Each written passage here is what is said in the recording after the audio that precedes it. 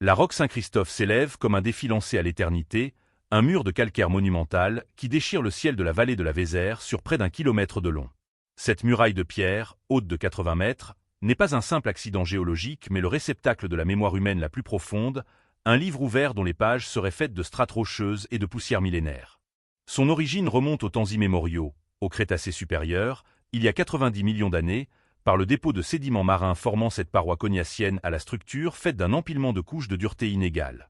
Le véritable architecte du site fut cependant la rivière, qui, durant les ères glaciaires du Quaternaire, coulait beaucoup plus haut qu'aujourd'hui, travaillant patiemment la roche tendre par un phénomène de sape et de cryofracture pour y creuser 5 terrasses horizontales superposées, baignées par la lumière d'une orientation plein sud garantissant un microclimat régulé naturellement. Il y a plus de 55 000 ans, les premiers hommes de l'époque moustérienne trouvèrent en ces lieux une protection providentielle contre les rigueurs du froid et les prédateurs de la savane primitive.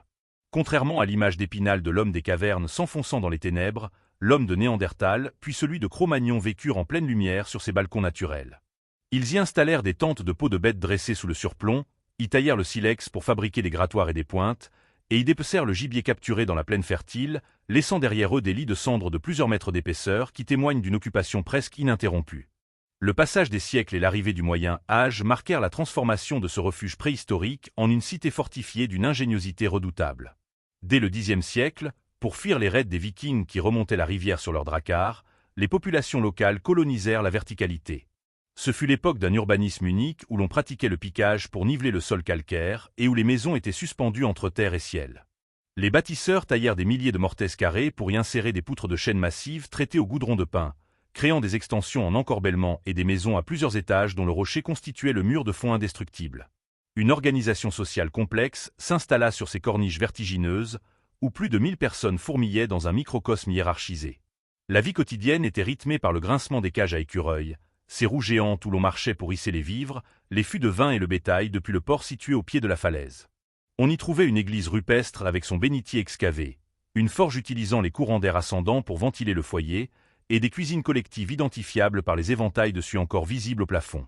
Les habitants utilisaient des citernes pour recueillir l'eau de pluie filtrée et des rigoles sculptées pour assurer un assainissement par gravité, tandis que les morts reposaient dans des sépultures anthropomorphes creusées à même le roc.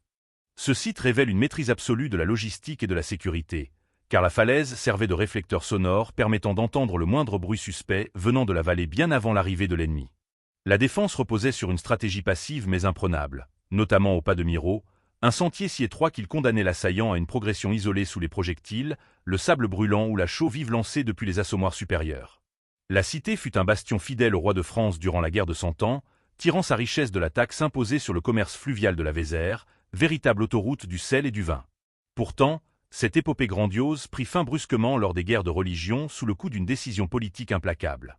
En 1588, le sénéchal Jean de Los ordonna le démantèlement de la forteresse pour éviter qu'elle ne devienne un repère pour les rebelles protestants. Les structures de bois furent incendiées, les escaliers brisés et la population contrainte de redescendre dans la vallée, marquant la fin de l'ère troglodytique active au profit de villages plus faciles à taxer et à contrôler.